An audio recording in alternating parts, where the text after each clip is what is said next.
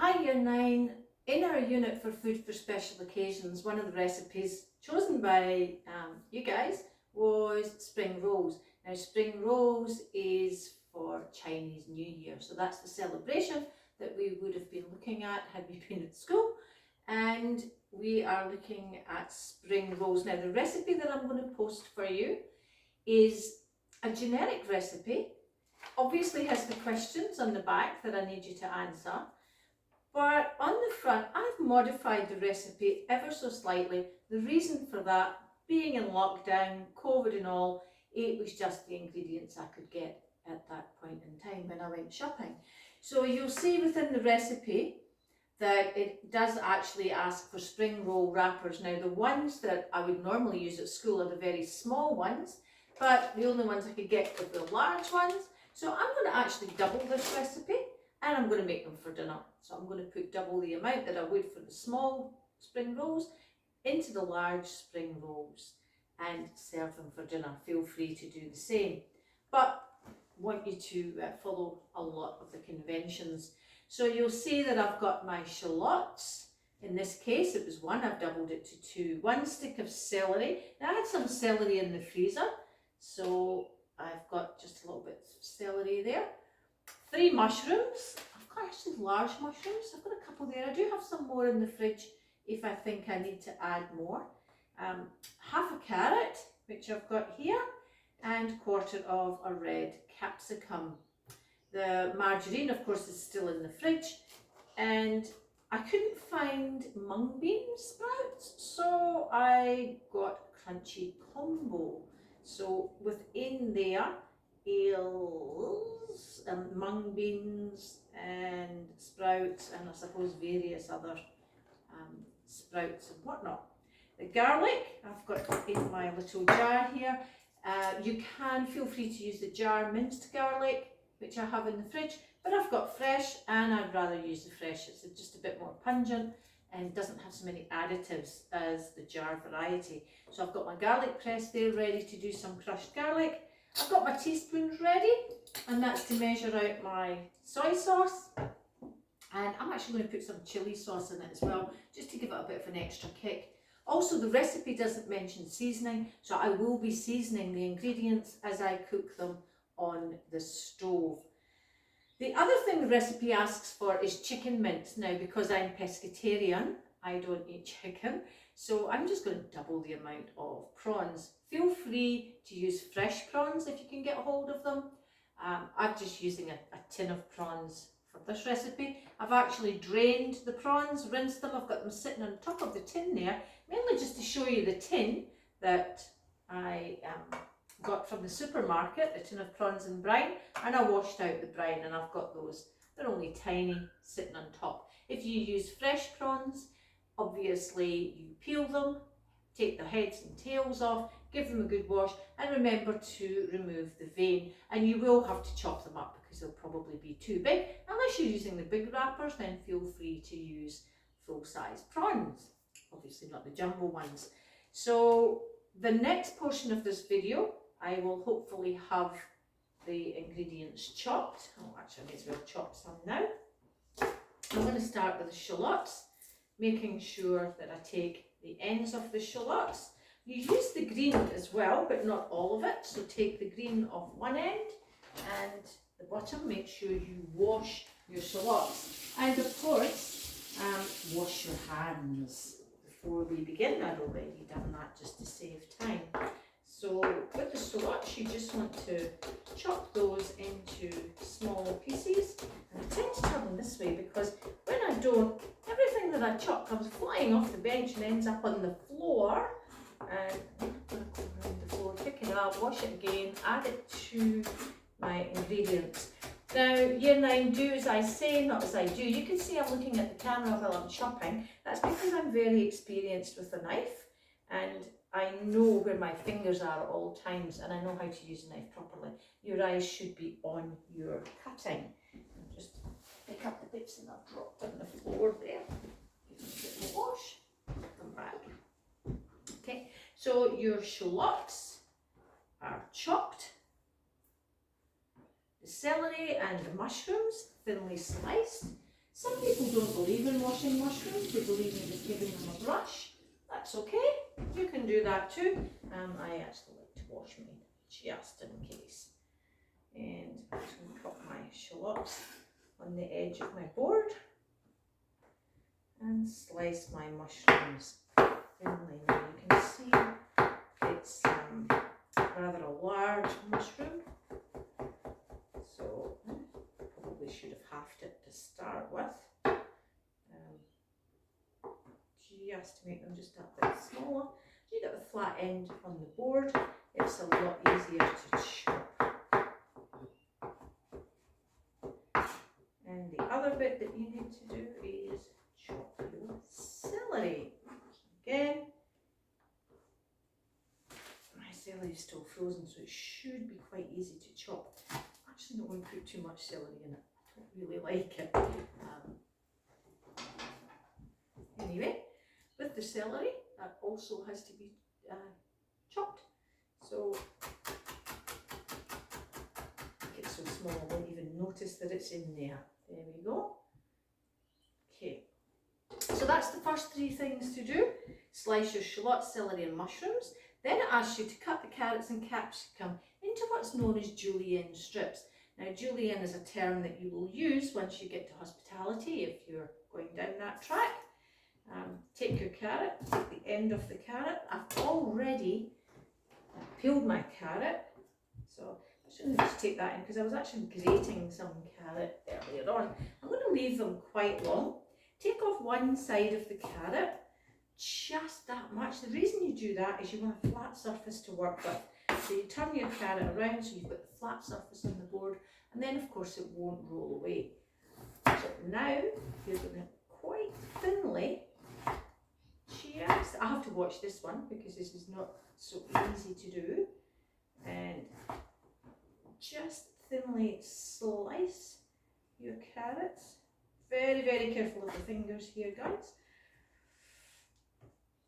And you can see that I've cut those into slabs of carrot, and then you turn them around again the flat surface on the board, and ever so thinly slice your carrots into julienne. Now there is a particular size for julienne. Off the top of my head I can't quite remember what that is, but you can see there that the carrot is in nice long strips, and you continue to do that until all your carrot is chopped in this fashion.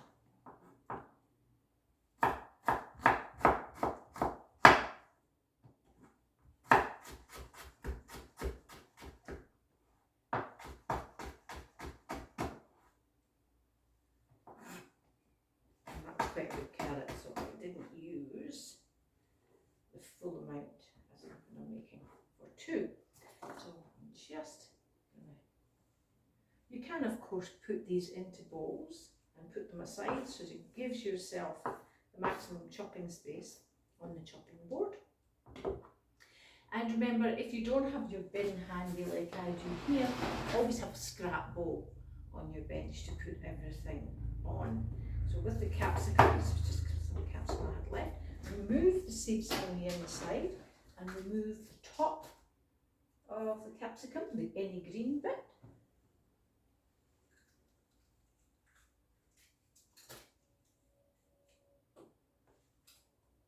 And again, they have to be cut into julienne. Try and get them as close as possible to the same size as the carrots if you can. The capsicum being quite round, it's not so easy to do, so feel free just to push down, give it a flat surface, and again, this one is not quite so fresh, so it's not so easy to cut, so the more pressure you put on the knife, the more chances of an accident, so be very careful with that. Cut this one in half, it's just a bit bigger, a bit easier to chop. So again, this is what's known as julienne. Julienne of vegetables, julienne of capsicum, julienne of carrot. There we go. So it says the next step is to actually saute your garlic and add the chicken mince and cook. So as I've said before, I'm pescatarian, so I'm not actually using chicken mince. So I am going to just take my garlic and take off the skin, the outside of the skin. If you're using fresh garlic and you've never seen it before, it comes in a bulb that looks like that. And you find it in the fresh fruit and vegetable aisle of the supermarket. In Europe they have it hanging up, especially in Italy, they have it hanging up drying outside in their gardens. It's just beautiful to go along and pick your garlic whenever you need it. I've also got some fresh mint in the corner of the kitchen. I'm not sure if you can see that on the video. I might take some of my fresh mint and put it into these spring rolls as well. Okay, so you take your garlic, in this case, only crushing one using the garlic crusher, and I have to do that into a pan. So let me use my non-stick pan. And it says butter.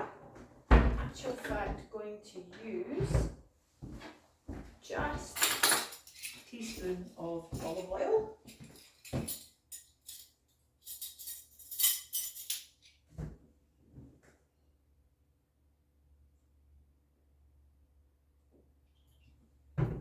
put that one for you.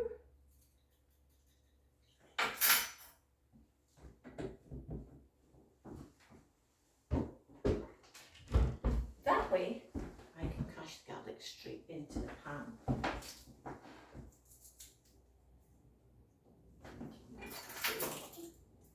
Scoop off the garlic.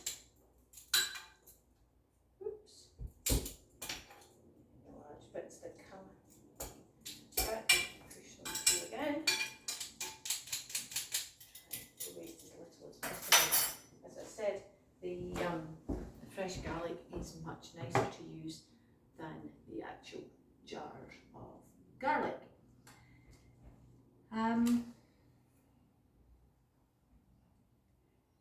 So then it basically, all the prepared vegetables, you have to cook them. So what the recipe doesn't tell you is in what order. So that's why I'm here. So it might get a bit noisy around about here when I put the fan on. Hopefully my microphone will pick up everything I'm doing. So I've got the pan on with the garlic in there. Just bring it up to heat. I'll put it on full heat just to bring it up. I've already done my preparation, so I'm good to go. I will, however, put the soy sauce and chili sauce next to the pan. The first thing that I'm going to cook when it's brought up to temperature is the carrots. The carrots are the most fibrous. Okay, and will I put in the extra garlic? Yes, I will. So you don't have to clean out your, just keep pushing it through, give it some extra. See, it's coming out through the bottom there. I'm not sure if the camera can pick that up. Yeah, that's going to be better. And there's a little bit to fall out the side. I can use those as well. Now, because I'm using a non-stick frying pan, I'm also using tongs with rubber bits at the end, so you're not scraping the bottom of the pan. I am going to have to put on my exhaust, and I've got my garlic sizzling away nicely. So as I said before, the carrots are the first thing to put into the pan because they will take just a bit longer to cook. Actually, you can put the carrots in and the capsicum. So and just keep an eye on them. Okay, move them around. Because you've only got a teaspoon of oil in there, you want to prevent them from burning. So you want to keep them moving quite a bit. And I've got that on a high heat, so it will cook quite quickly. Okay, that's when you can actually frying pan.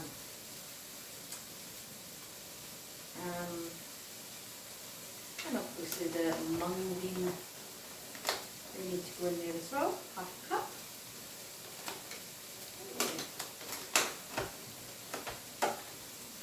So getting your cup measure.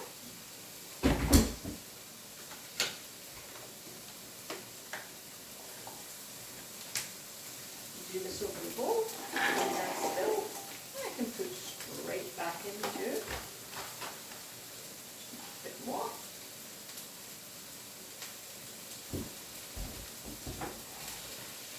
And then with the vegetables.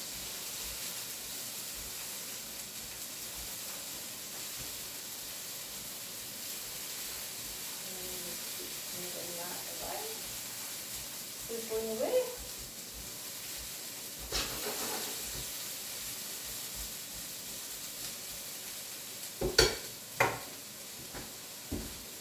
Check your recipe all the time.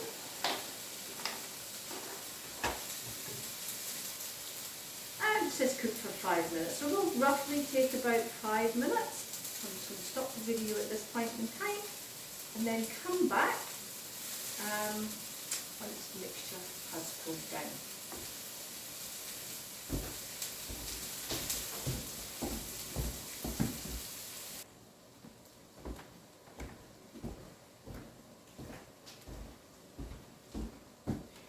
Here now, always bear in mind that you have to keep cleaning up as you go. So I'm just cleaning my knife. You can put the cloth on the bench and clean the knife like so. And I've got my cloth attached to my apron to dry the knife. Being careful obviously of the sharp edge. Put the knife away. Always look after your knives because they are the ones that take you through the quickest part of chopping, especially if they're sharp. Now obviously I want to do my dishes as I go. I've got the sink filled up, as you know, and if you do your dishes as you go, it really is not such an onerous job. I have just got all my vegetables into the frying pan and I'm cleaning up the workbench. Obviously you've got to let it cool for about 5 minutes. I'm just letting it cool just for about 30 seconds before I add my prawns, soy sauce, chilli sauce, etc. Cleaning up my workstation to give me room to do that. Okay, so this is what it looks like when it comes off the stove. So it should be all quite wilted. You can see that's still quite hot there. So you don't need to cook the prawns if you're using the tins, they're already cooked. If you were using prawns that aren't cooked, you would cook them first and set them aside to do the step afterwards. Okay, straight into my dishwashing water. And the can, because it's prawns, you want to get rid of it straight away. Now prawns will smell your bin, so you don't want to leave a tin like that. You can obviously rinse it out and put it in recycling, but you don't want to leave it in the kitchen for any length of time. So I'm stirring through my prawns. That looks like a beautiful mixture. As I've said before, there's no seasoning in this. Now soy sauce is a natural salty flavour, so I'm not going to add any salt, but I will add some pepper. And this is at this stage where I will add my chilli sauce. And I'm only going to add 2 teaspoons of soy sauce.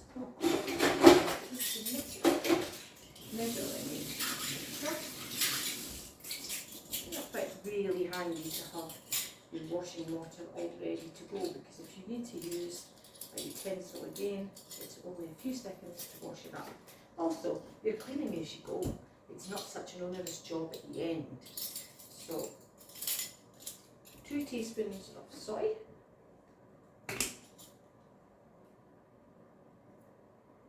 1, 2, and as I've said before, that's a salty flavour, so I'm not going to add any more.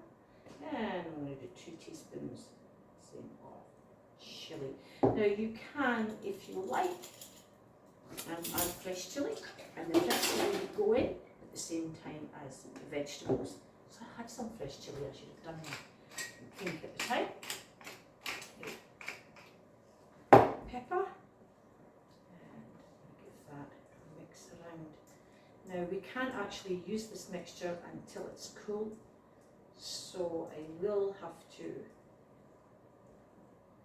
stop the video and come back for the next part of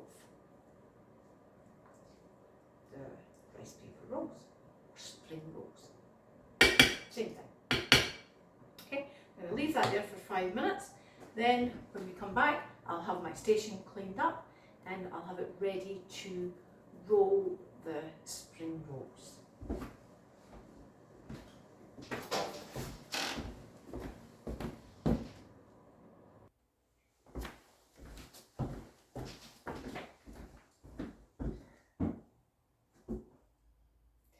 I've already removed my vegetables from the stove, having cooked them, and they've cooled down. I've left them longer than 5 minutes. I chopped up some mint as well, just to put in them, because I'm going to be serving mine cold, and I'll just want to put some mint into the mixture. Now you can actually serve them hot. I've just tested one. So I've opened up my bag of rice paper rolls. You have to soak them into water for about 30 seconds before you use them. So you make sure you get production line going here. I've just got one in there soaking, and as soon as that's ready, I'll show you how to roll that. Now when you take one out, you pop it onto a damp towel, you fill it with your filling, and then I'll show you how to roll it and put it into your plate. Now you can put it straight in the serving plate if you're going to serve it for dinner like that, or you can pop it onto a tray. You can put them into the oven, you can oven bake them, and you can deep fry them. So it's entirely up to you what you want to do. So this one's ready, a bit too ready, straight onto my damp tea towel, like I said. Now while I've got that one there, if I'm quick enough, I'll pop one in there, get my ingredients, just a bit more, and one end, just pop it over the ingredients, just a bit towards the bottom, and then make sure your edges are folded over, like so, and then roll up your spring roll until you've got one ready to go in there. Now by the time you've done that, your other sheet of rice paper should be just about ready. Now that one was a bit overdone, so you can just gauge, and you'll gauge it as you're going along with each one. This one you can see is just a little bit harder. It's a bit easier to use because it's still damp. It will keep softening as I'm putting my filling in the end. And it says actually about 8 rolls on the recipe, I think. No, 6 it says. So you can see this one's just a bit easier to do because I didn't let it sit quite so long in the water. So keep rolling, and there you go. As I said, that's a nicer one. And you will get more practice. Oh, I forgot to put that one in. You'll get more practice at this as you go along. Just keep going with that.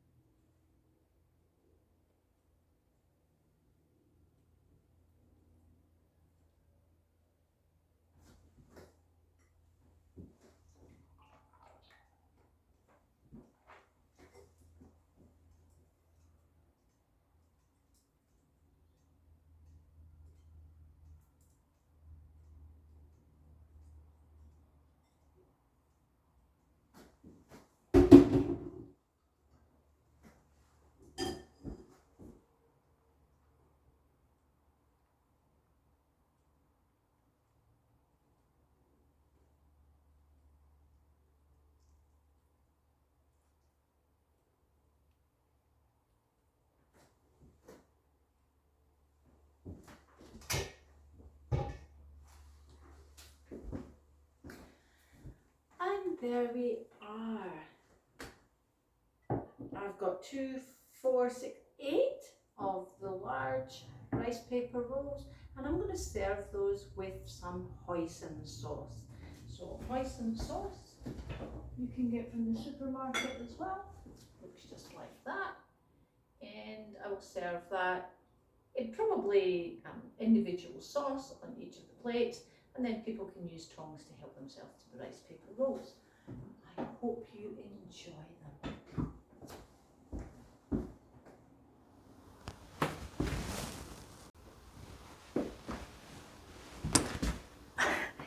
Year 9, I do apologise for the sound quality of my last videos.